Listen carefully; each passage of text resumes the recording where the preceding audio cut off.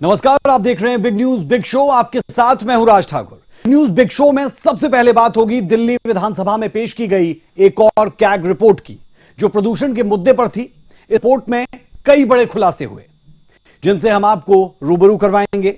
अगली बड़ी और अहम खबर की बात करेंगे, जो है वक्फ बिल का काउंटडाउन शुरू हो चुका है। लोकसभा में वक्फ संशोधन बिल पेश होना है।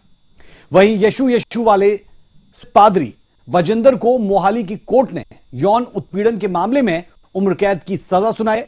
ये वही पादरी है जिसकी कई वीडियोस आपने सोशल मीडिया पर देखी होगी। चमत्कारिक रूप से लोगों का इलाज करने का वो दावा करता था। ये पूरा मामला क्या है, इसकी भी संपूर्ण जानकारी हम आपको देंगे अगले आधे घंटे के दौरान। आगे बात होगी 1 अप्रैल यानी नए वित्त वर्ष से लागू हुए नए बदलावों की, जिसका सीधा असर आपकी जेब पर पड़ने वाला है। उससे अगली खबर रहेगी उन लोगों के लिए जो हाईवे से ज्यादा सफर किया करते हैं, क्योंकि अब ऐसे लोगों की जेब ढीली होने वाली है। आगे आपको तस्वीरें भी दिखाएंगे पंचकुला में माता चंडी के दरबार में, जब सीएम नायब सिंह नतमस्तक हुए और कई मुद्दों पर उन्होंने मीडिया से बातचीत भी की। सबसे अंत में आपको दिखेंगे हरियाणा की मंडियों में गेहूं की खरीद किस तरह चल रही है, मंडियों में क्या तैयारियां मुकम्मल है या नहीं। इससे भी ग्राउंड जीरो से हमारे रिपोर्टर्स देंगे ग्राउंड जीरो से ग्राउंड की खबर। तो कहीं मत जाइए, अगले आधे घंटे तक दिखाएंगे वो तमाम खबरें जो जानना आपके लिए बेहद जरूरी।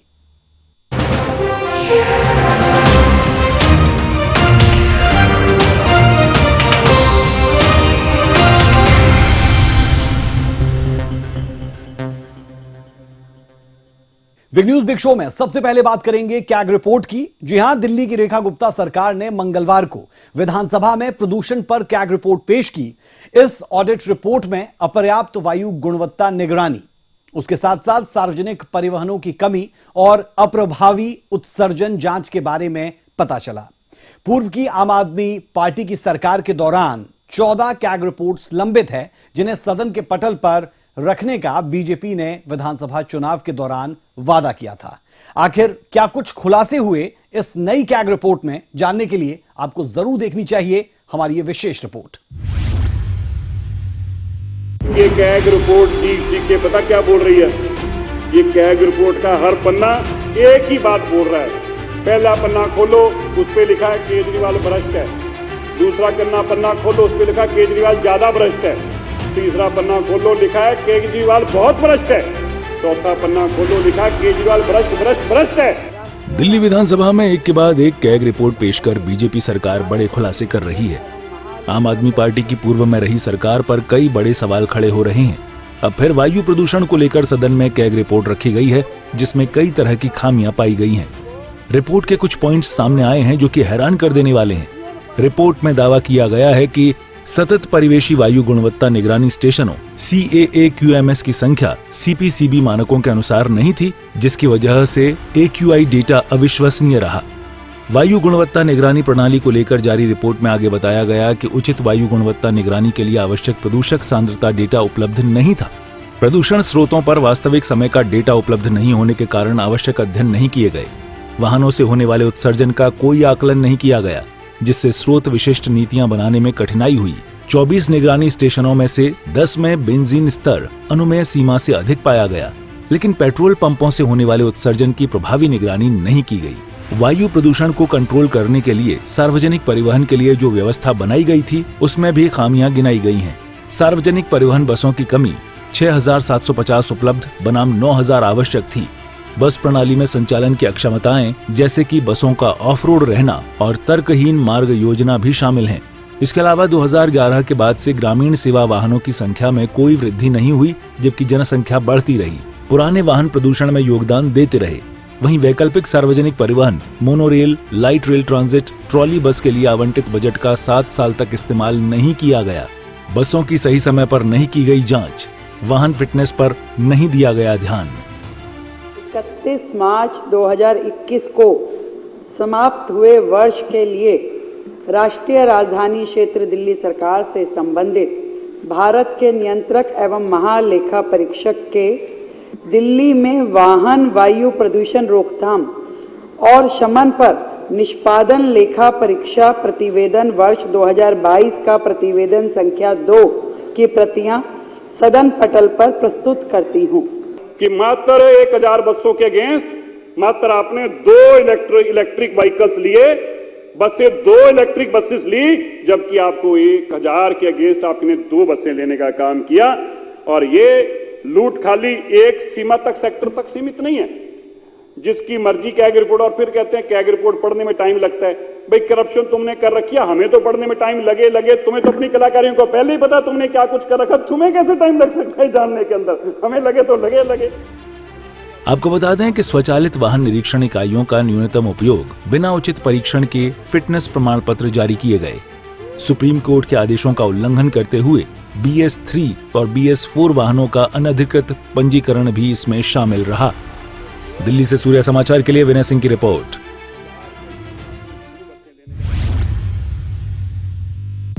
अभी तो और कई विषयों पर कैग रिपोर्ट आना बाकी है, जिससे आम आदमी पार्टी की नींद उड़ना तय है। एक और बड़ी खबर की तरफ रुख करेंगे। सरकार 2 अप्रैल को वक्फ संशोधन बिल लोकसभा में पेश करने की तैयारी में है। सरकार यहां नए संशोधित बिल के फायदे बता रही है, तो वहीं कांग्रेस समेत अन्य विपक्षी दल इसका विरोध कर रहे हैं। ऐसे में अब सवाल यह उठता है कि संसद में इस बिल को पास कराना कितना आसान या मुश्किल रहने वाला है। यह समझने के लिए और तमाम समीकरणों को जानने के लिए आपको जरूर देखनी चाहिए हमारी एक खास रिपोर्ट। तो अगर वक्फ बोर्ड की वक्फ बोर्ड की जमीनों को बचाना है तो आप भी इस लंबी लड़ाई के लिए तैयार रहें। सरकार ने बकायदा जेपीसी में ये बिल दिया, जेपीसी ने बहुत पेशेंटली सबको सुना है और उसके बाद में अब ये बिल पेश करने जाएंगे। ये देश के अल्पसंख्यकों को गुमराह करने की कोशिश कर रहे हैं। वक्फ के प्रॉपर्टी को कब्जा करके रखा हुआ है, वो लोग मिसगाइड कर रहे हैं, लोगों को गुमराह कर रहे हैं। ये बिल्कुल ठीक नहीं है। वक्फ संशोधन बिल पर देश भर में संग्राम जारी है, लेकिन जेपीसी में चर्चा के बाद कल यानी 2 अप्रैल को इस बिल को केंद्र सरकार संसद में पेश कर सकती है। यानी बजट सत्र के दूसरे चरण में वक्फ संशोधन बिल संसद में पेश होगा। वक्फ संशोधन बिल 2 अप्रैल को पहले लोकसभा में पेश किया जा सकता है। संसदीय कार्य एवं अल्पसंख्यक कल्याण मंत्री किरण रिजिजू ने 8 अगस्त 2024 को इस बिल को लोकसभा में पेश किया था, लेकिन विपक्ष के हंगामे के कारण इसे संयुक्त संसदीय समिति यानी जेपीसी को भेज दिया गया, जिसकी अध्यक्षता जगदम्बिका पाल ने की। जेपीसी की रिपोर्ट आने के बाद संशोधित बिल को कैबिनेट ने पहले ही मंजूरी दे दी थी। ऐसे में सवाल उठता है कि केंद्र सरकार के लिए इस बिल को पास कराना कितना आसान होगा। ऐसे में लोकसभा और राज्यसभा का नंबर गेम किसके पक्ष में है? लोकसभा में इस समय कुल 542 सदस्य हैं। बीजेपी के 240 सांसद, कांग्रेस के 99 सांसद। बीजेपी के नेतृत्व वाले एनडीए में कुल 293 सांसद हैं, जबकि इंडिया ब्लॉक में शामिल सभी दलों की अगर संख्या की बात करें तो 233 है। यानी बीजेपी के पास बहुमत के आंकड़े 272 से ज्यादा सांसद हैं और इंडिया ब्लॉक के पास बहुमत के आंकड़े से कम संख्या है। यानी लोकसभा में बीजेपी बिल को पास करवा सकती है। आजाद समाज पार्टी, शिरोमणि अकाली दल और कुछ निर्दलीय विधायक ये किसी भी गठबंधन में नहीं है। वहीं बात अगर राज्यसभा में बहुमत की करें तो राज्यसभा में इस समय कुल 236 सदस्य हैं। बीजेपी के 98 सांसद तो कांग्रेस के 27 सांसद, जबकि एनडीए में करीब 115 सांसद, जबकि इंडिया ब्लॉक में 58 सांसद और मनोनीत सांसदों की संख्या 6 है, जो केंद्र के ही पक्ष में माने जाते हैं। यानी एनडीए की कुल संख्या 121 और विपक्ष में कुल 85 सांसद। किसी भी विधेयक को पारित कराने के लिए जरूरी 119 के आंकड़े से केंद्र सरकार के पास 2 ज्यादा सांसद हैं। यानी राज्यसभा में भी इस बिल को बहुमत से पास किया जा सकता है। वाईएसआर कांग्रेस, जिसके पास 9 सांसद हैं, बीजेडी के 7 और एआईएडीएमके के 4 और अन्य 3 सांसद, ये किसी भी गठबंधन में नहीं है। यानी लोकसभा और राज्यसभा में बीजेपी को सहयोगी दलों का साथ मिलता है तो वक्फ संशोधन बिल आसानी से पास हो जाएगा। अब यहाँ ये जानना भी बेहद जरूरी है कि जिन 4 बदलावों पर वक्फ बिल का विरोध हो रहा है वो क्या हैं? हाईकोर्ट में अपील का अधिकार। अब वक्फ संपत्ति से जुड़े किसी भी विवाद में हाईकोर्ट में अपील की जा सकती है, जबकि पहले वक्फ ट्रिब्यूनल का फैसला ही अंतिम माना जाता था। दान किए बिना संपत्ति पर दावा नहीं।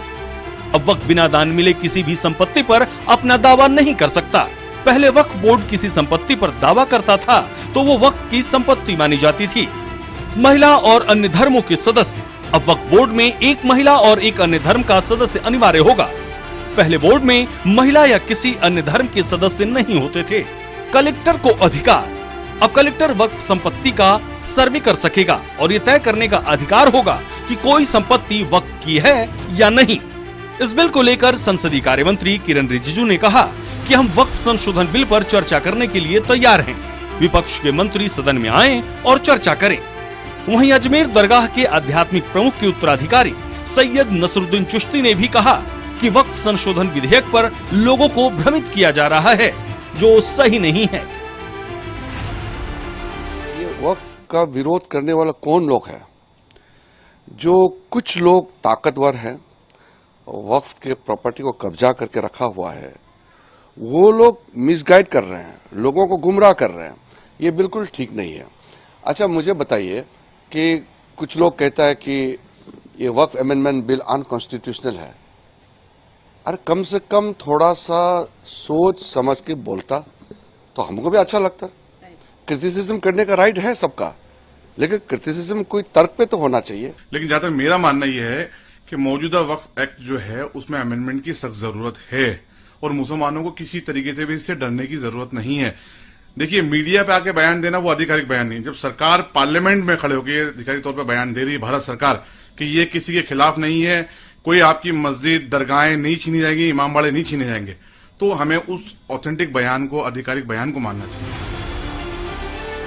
बहरहाल अब देखना होगा कि संसद में इस बिल को सत्ता पक्ष कैसे पास करवा पाता है, या फिर विपक्ष के हंगामे और शोर में इस बिल को पास होने के लिए और इंतजार करना पड़ता है। ब्यूरो रिपोर्ट, सूर्या समाचार।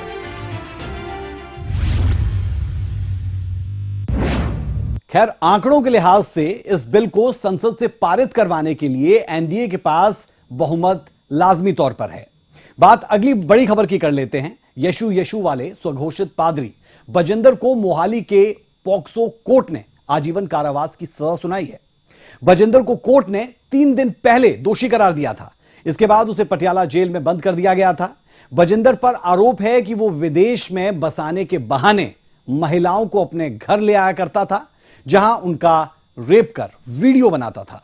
मूल रूप से हरियाणा के यमुनानगर का रहने वाला बजिंदर सिंह जालंधर में church of glory and wisdom का संस्थापक है। वो खुद को यीशु मसीह का दूत बताता है और चमत्कारिक इलाज का दावा भी करता है। यीशु वाले पादरी को उम्र कैद। यौन उत्पीड़न केस में 7 साल बाद इंसाफ। मोहाली कोर्ट का बड़ा फैसला। यीशु वाले बाबा के नाम से पहचाने जाने वाले पादरी बजिंदर सिंह को रेप केस में उम्र कैद की सजा हो गई है। मोहाली कोर्ट ने उसे सजा सुनाई है। बजिंदर को कोर्ट ने 3 दिन पहले दोषी करार दिया था। इसके बाद उसे पटियाला जेल में बंद कर दिया गया था। बजिंदर सिंह पर 2018 में रेप, मारपीट और धमकी देने के मामले में मोहाली के जीरकपुर थाने में केस दर्ज। महिला का कहना है कि वो विदेश में बसना चाहती थी। इसके लिए उसने बजिंदर से संपर्क किया। बजिंदर उसे मोहाली स्थित अपने सेक्टर 63 स्थित घर में ले गया। उसके साथ रेप कर वीडियो बनाया। केस दर्ज होने के बाद 2018 में ही बजिंदर सिंह को दिल्ली एयरपोर्ट से किया गया था गिरफ्तार। बाद में बजिंदर को जेल से जमानत पर छोड़ा गया। 28 मार्च को मोहाली कोर्ट ने इस मामले में बजिंदर सिंह को दोषी करार दिया। बजिंदर सिंह को 376 बलात्कार, 323 स्वेच्छा से चोट पहुंचाने की सजा और 506 आपराधिक धमकी के तहत दोषी करार दिया गया है। अब यह भी जान लीजिए कि पादरी बजिंदर सिंह कौन है। 10 सितंबर 1982 को हरियाणा के यमुनानगर में जन्म हुआ। 15 साल पहले मर्डर केस में जेल गया तो ईसाई धर्म अपनाया। 2012 में जेल से बाहर आने के बाद धर्म उपदेश देने लगा। चंडीगढ़ में ताजपुर चर्च शुरू किया और हर रविवार प्रार्थना सभा करने लगा। चमत्कार से लोगों की बीमारी और समस्या दूर करने का दावा करने लगा। Church of glory and wisdom से मिनिस्ट्री शुरू की। चर्च की भारत में 20 और विदेश में 12 ब्रांच हैं। यूट्यूब पर पादरी बजिंदर सिंह चैनल पर 3.75 मिलियन सब्सक्राइबर हैं। काबिल गौर है कि यह सजा ऐसे समय पर हुई जब बजिंदर सिंह एक और यौन उत्पीड़न और एक अन्य महिला से मारपीट के मामले में फंसा हुआ है। पादरी बजिंदर पर 28 फरवरी को एक और महिला ने यौन उत्पीड़न के आरोप लगाए थे। पंजाब की कपूरथला पुलिस ने 22 वर्षीय महिला की शिकायत पर उत्पीड़न के आरोपों की जांच के लिए 3 सदस्यीय विशेष जांच दल का गठन किया है। सूर्या समाचार के लिए चंडीगढ़ से रवि चंदेल की रिपोर्ट।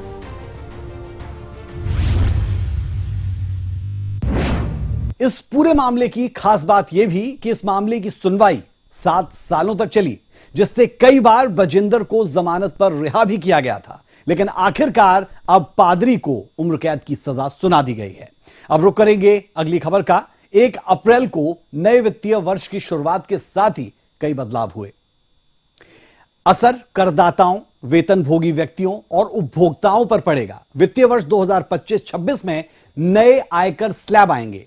यूपीआई दिशा निर्देशों के साथ साथ अन्य बदलाव भी किए गए हैं। आखिर क्या है वो बड़े बदलाव जो सीधा जुड़े हैं आपके जीवन से?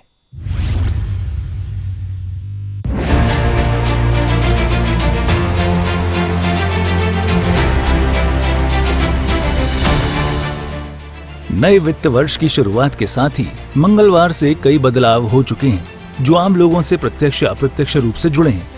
1 अप्रैल से बैंकिंग, जीएसटी, इनकम टैक्स और डिजिटल पेमेंट जैसे कई प्लेटफॉर्म पर बदलाव मिलेंगे। इससे आपकी जेब पर सीधा असर पड़ेगा।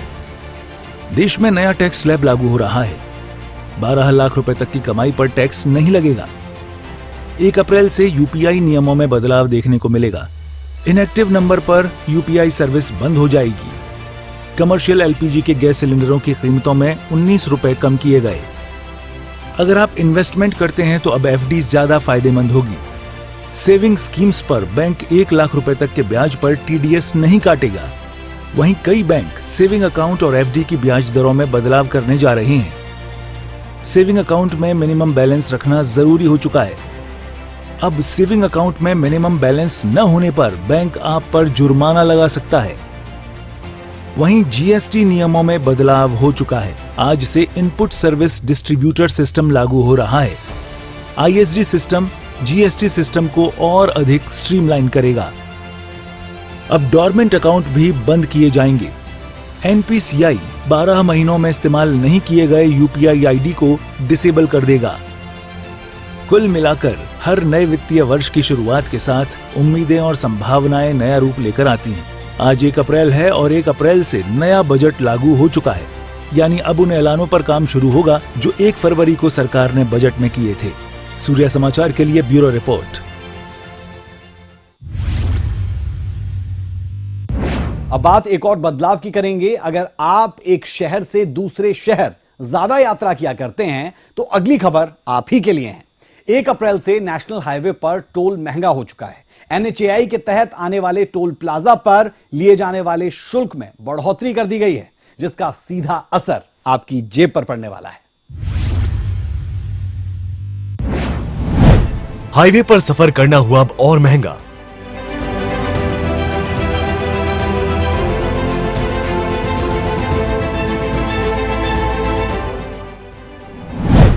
एक अप्रैल से बढ़ गए टोल टैक्स।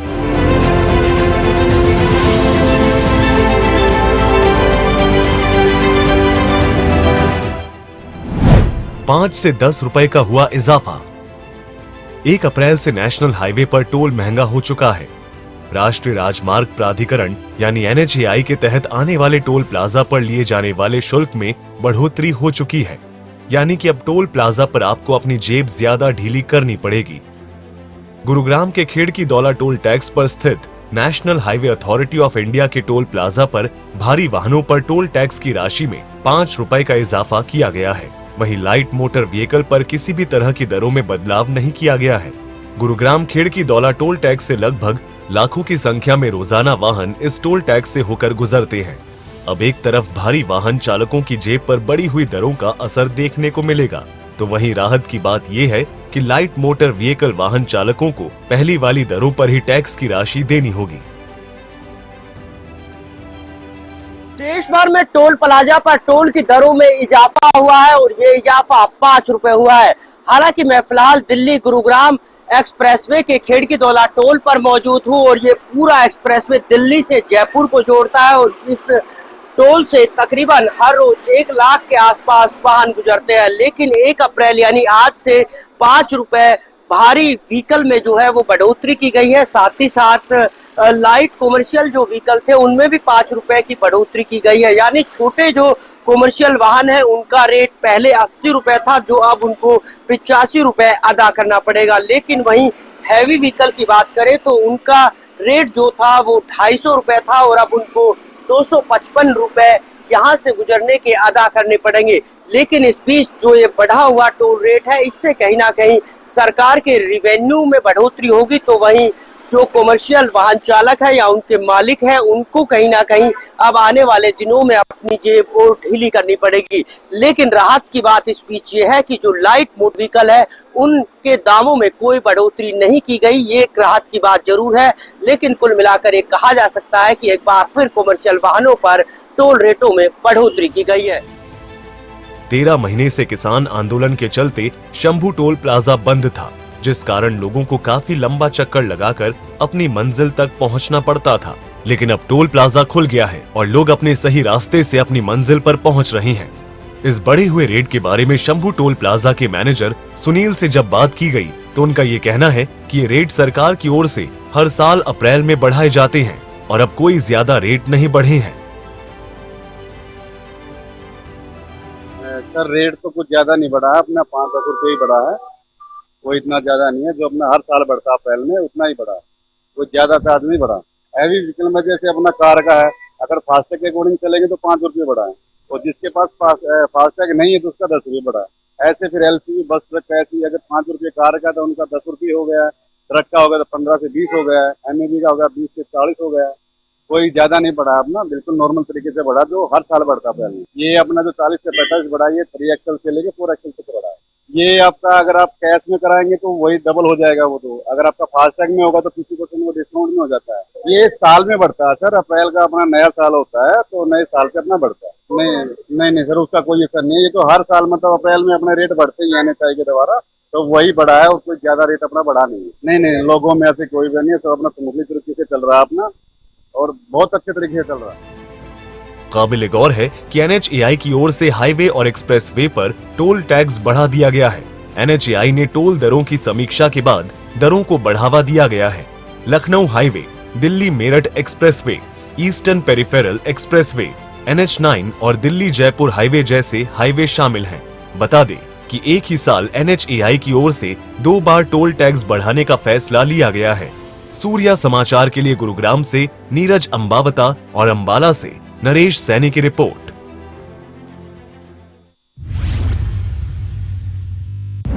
कुल मिलाकर नए वित्त वर्ष के साथ कई नए बदलाव आपके जीवन पर सीधा असर डालने वाले हैं। रुख अगली खबर का करेंगे। नवरात्रि के चौथे दिन मुख्यमंत्री नायब सैनी पंचकुला पहुंचे और चंडी माता मंदिर में पूजा अर्चना कर प्रदेश की खुशहाली की कामना की। मुख्यमंत्री ने मंदिर में हवन यज्ञ किया और मां चंडी के चरणों में माथा भी टेका।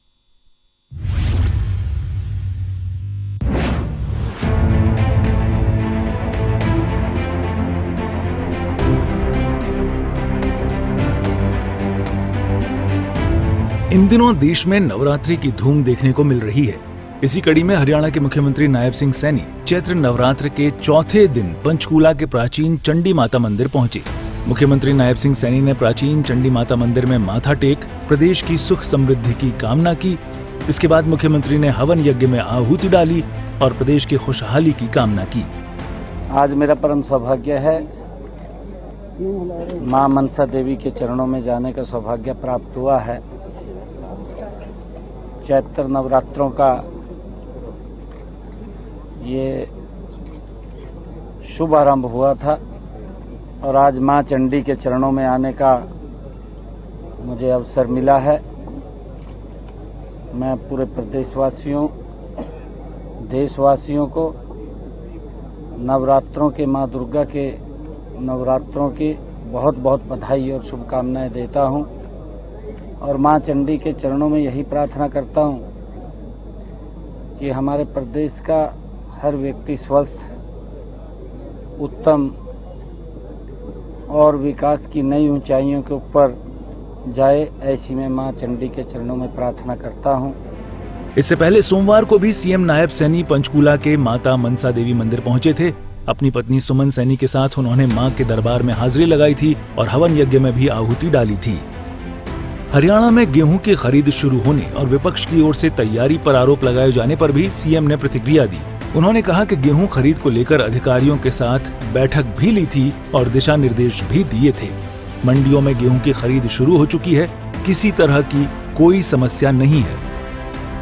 देखिए, हमने बैठक ले ली थी, बैठक लेकर के पूरा उसको हम फॉलो भी कर रहे हैं और मंडियों में गेहूं की फसल की खरीद आरंभ हो चुकी है। किसी प्रकार की कोई दिक्कत समस्या नहीं है, चाहे बारदाने को लेकर के है, चाहे उठान को लेकर के है और चाहे एमएसपी को लेकर के है, क्योंकि विपक्ष के पास कोई मुद्दा नहीं बचा है, क्योंकि कई बार दिक्कतें वहाँ आ जाती हैं, क्योंकि धान का हो चाहे गेहूं का सीजन हो, दोनों सीजन लगभग 2 महीने 2.5 महीने चलते थे।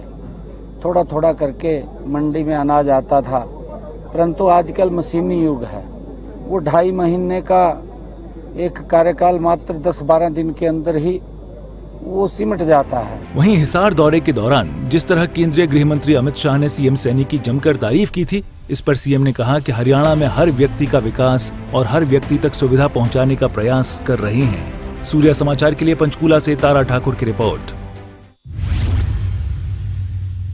चलिए अंत में बात करते हैं हरियाणा में शुरू हो चुके 1 अप्रैल से गेहूं की सरकारी खरीद की। प्रशासन की ओर से गेहूं की फसल की खरीद को लेकर सभी तैयारियां मुकम्मल नजर आई। हालांकि अभी गेहूं की फसल पकने में कुछ दिन और लग सकते हैं। ऐसे में किसान अभी धीरे धीरे मंडियों का रुख करने लगे हैं। सूर्या समाचार की टीम ने ग्राउंड जीरो पर जाकर मंडियों की व्यवस्था का जायजा लिया, हालचाल जाना। देखें जरा।